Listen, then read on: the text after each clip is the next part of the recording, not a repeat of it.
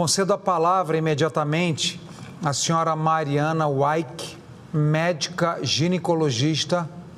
Peço só um grande favor à senhora Mariana, doutora Mariana, que respeite, por favor, os 10 minutos, senão os outros médicos vão me puxar a orelha e vai ficar feio para mim, viu?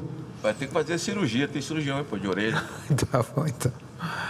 Muito obrigado pela presença da senhora, pela participação. Palavra.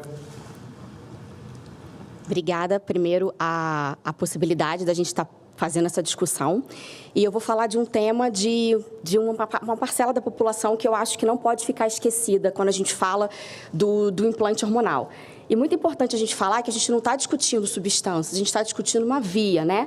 E a gente está discutindo sobre substâncias autorizadas e que tem, né, muitas evidências científicas. E quando a gente fala dos pacientes transgêneros, a gente está falando de hormônio, a gente está falando de testosterona, a gente está falando de estrogênio, e a gente não está falando de nada muito diferente do que aquilo que a gente vai propor aqui na discussão.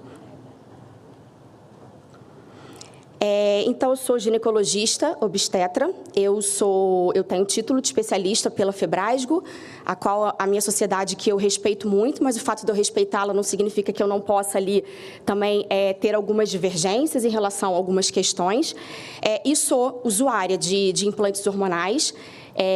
Eu tenho uma doença estrogênio dependente, eu tenho um transtorno de disforia, que para os leigos, para explicar um pouco melhor, é uma TPM bem piorada, né? Então, eu me beneficiei demais com o tratamento da gestrinona e eu tenho certeza que, se não fosse o meu tratamento, eu não estaria aqui hoje, por conta de quanto isso atrapalhava a minha qualidade de vida. Então, para os pacientes transgêneros, eu queria falar que, lógico, a gente já sabe que, pela nossa Constituição, né, saúde ela é um direito e um dever do Estado, né, um direito de todos, mas a gente sabe que, quando a gente fala dos transgêneros, é um pouco complicado. Primeiro que a gente tem um despreparo mesmo da nossa classe médica para tratar esse tipo de população, e a gente sabe que a estimativa dessa população ainda é muito discutida ainda. A gente não sabe exatamente o número, a gente imagina que esse número seja extremamente subestimado, né, de quantidade de pacientes transgêneros que a gente tem hoje no Brasil. Então, é um grande desafio, e foi apenas em 2019 que os pacientes transgêneros saíram como uma doença, né? E hoje eles são considerados uma forma de incongruência de gênero, o que traz para eles um conflito muito grande, né? Um conflito interno muito grande. Existe uma pesquisa no Brasil, que é a maior pesquisa da América Latina, da Faculdade de Medicina de Botucatu, junto com a Unesp, que acredita-se que a gente tem em torno de 2% da população brasileira constituída como transgêneros e não binários. Isso significa quase 3 milhões de brasileiros hoje. É muita coisa, né? E é uma proporção muito parecida com o que a gente vê no restante do mundo, principalmente nos Estados Unidos. E esse termo transgênero, ele descreve, na verdade, pessoas que se identificam com um gênero incongruente ou diferente daquele e que ele é atribuído ao seu nascimento. Quase 2 milhões de pessoas estão ou estiveram já em algum tipo de sofrimento com a própria identidade por conta desse transtorno mental. Dados mundiais, a gente acredita que tem em torno de 25 milhões de transgêneros no mundo. A gente já tem, pelo Ministério da Saúde, né, toda essa legislação apoiando os transgêneros, e a gente tem algumas regras ali que a gente precisa cumprir no tratamento dos transgêneros. Esse paciente precisa de um acompanhamento psicológico, esse paciente ele só pode receber o tratamento a partir dos 18 anos e a cirurgia a partir dos 21. Claro que isso pode ser discutido ali e tem uma certa individualidade. Esses pacientes sofrem muito com discriminação, estigmatização, exclusão social, depressão, idealizações suicidas, angústias, automutilações, ansiedade, né? E quando a gente fala do tratamento do transgênero, a gente tem que pensar no papel da multidisciplinaridade. Então, primeiro, a atenção psicológica é mais importante, depois uma avaliação clínica, o diagnóstico, terapia hormonal e cirurgia, dependendo. O que a gente precisa pensar no tratamento desses pacientes? Primeiro, a redução dos hormônios endógenos, aqueles hormônios que ele mesmo produz, e depois pensar na reposição para esse paciente. Então, a gente tem aqui, claro, que é um tratamento que envolve risco, a gente não está falando que é um tratamento tranquilo, envolve riscos, sim, envolve complicações, por isso que precisa de um acompanhamento psicológico e um acompanhamento médico, de um médico especializado nesse tipo de tratamento. E quando a gente fala, por exemplo, dos tratamentos do transgênero masculino para o feminino, Ou seja, né, uma pessoa que nasceu geneticamente como um homem, mas ela não se enxerga como um homem e ela quer ter um fenótipo, uma característica feminina, a gente precisa pensar no estrogênio, né? Como eu falei, a gente precisa pensar nos antiandrogênicos, e isso pode ser feito por várias vias. A gente tem a via transdérmica, a gente tem a via oral, a gente tem a via injetável e a gente tem a via de implante. Mas o que acontece na via de implante que facilita muito o tratamento para esses pacientes? Então, o implante de estrogênio, por exemplo, ele já é um implante que a gente já vê na literatura, a gente já tem trabalhos sobre esses implantes, inclusive sugestões de doses. E a gente tem também os estudos também ao contrário, naqueles pacientes que nascem mulheres, né, genotipicamente mulheres, e querem se transformar num homem. E também a gente tem os trabalhos com o uso da testosterona via de implante hormonal. E o que a gente vê de grande desafio aí, né? Então, primeiro, as doses utilizadas, então, são doses muito altas que a gente precisa utilizar tanto de testosterona quanto de estrogênio para que esse paciente faça essa transição de sexo. E essas doses muito altas, por exemplo, no caso das vias injetáveis, a gente tem a dificuldade de adesão, porque tem que ser um tratamento crônico e precisa de doses, às vezes, semanais, quinzenais, mensais de injeções. Então, a gente tem a dor local, a gente tem a fobia das agulhas, a gente tem os picos hormonais que aumentam o risco de efeitos colaterais.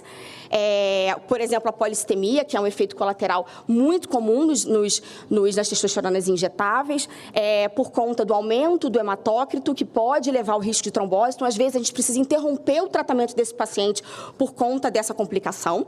Na via oral, a gente tem que, por conta das doses serem muito altas também, pode causar hepatotoxicidade, maiores efeitos colaterais, e também o uso diário também pode ser um grande impedimento ali para o tratamento desse paciente. A via transdérmica, a gente tem, como a gente já falou, o risco de contaminação cruzada, isso é um fato, tem vários trabalhos que falam sobre isso, em animais, em crianças, no parceiro, na parceira, né, dependendo do que estiver usando na via transdérmica. A instabilidade de níveis hormonais também é muito importante, a gente avalia muito na via transdérmica que a gente não tem uma estabilidade muito boa ali, a gente sabe que tem uma absorção errática da via transdérmica. Aí só um comparativo, como é que a gente consegue avaliar ali a comparação que a gente faz entre as vias, e a gente vê que a via de implantes hormonais, ela tem uma vantagem, porque ela dissolve lentamente, são doses fisiológicas diárias, então o risco de picos hormonais é muito menor, os níveis plasmáticos dos hormônios ficam mais constantes, a gente tem uma melhor adesão, porque você vai fazer ali de 1 a 2 aplicações por ano, né? Às vezes um pouco mais, mas geralmente ali de 1 a 2 aplicações por ano. E não tem esse risco de transferência para o parceiro, para o filho e tal, e a absorção é de 100%. E ali a gente tem também o gráfico que mostra, né, um menor pico hormonal, uma distribuição ali da dose hormonal muito mais adequada. Né? E outra coisa interessante também que os transgêneros trouxe para a gente foi que, pelos trabalhos com os transgêneros, a gente conseguiu ver a grande segurança da terapia com testosterona. Porque como a gente usa doses muito altas para esses indivíduos, para esses pacientes, e a gente viu que nessas doses muito altas o grande risco era a virilização, que é o que essa parcela da população quer, a gente pôde, através desses trabalhos também, concluir a grande segurança da testosterona, né? Durante o tratamento. E a gente tem ali os trabalhos, por exemplo, com o uso de implante de testosterona para os pacientes trans masculinos. Então, ali a gente vê que teve um acompanhamento, o pico ali aconteceu em mais ou menos um mês, e a gente viu uma farmacocinética muito semelhante dos pacientes cis, que não têm implantes hormonais. E aqui a gente tem também que, nesse trabalho, a gente viu que os efeitos desejados foram vistos, como, por exemplo, a interrupção da menstruação, porque para esse público, né, continuar menstruando é uma coisa muito ruim. Então, a gente conseguiu interromper essa menstruação e conseguiu trazer para esse paciente o aspecto masculino, por exemplo, que era o desejado. De efeitos colaterais, como eu falei, a gente viu a eritrocitose, mas no caso aqui é uma polistemia não grave, que a gente não precisaria interromper o tratamento ou até pensar no tratamento como sangria, né, a doação de sangue, enfim. Então, a gente vê menores complicações. Esse daqui, ele é um programa da Universidade da Califórnia, que fala sobre os transgêneros, e nesse programa eles falam sobre o uso dos pellets, né, hormonais na forma de tratamento. Aqui até mostra mais ou menos como é que funciona, e eu acho que é isso.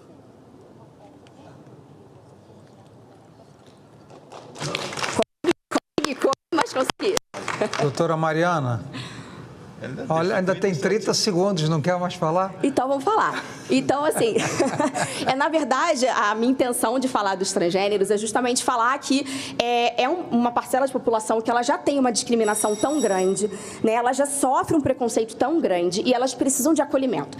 E eu acho que o implante hormonal, é o que as evidências mostram, por ser uma via muito mais segura, de muito melhor adesão e muito mais fácil desse paciente seguir, é uma via que não pode ser esquecida quando a gente fala do tratamento desses pacientes.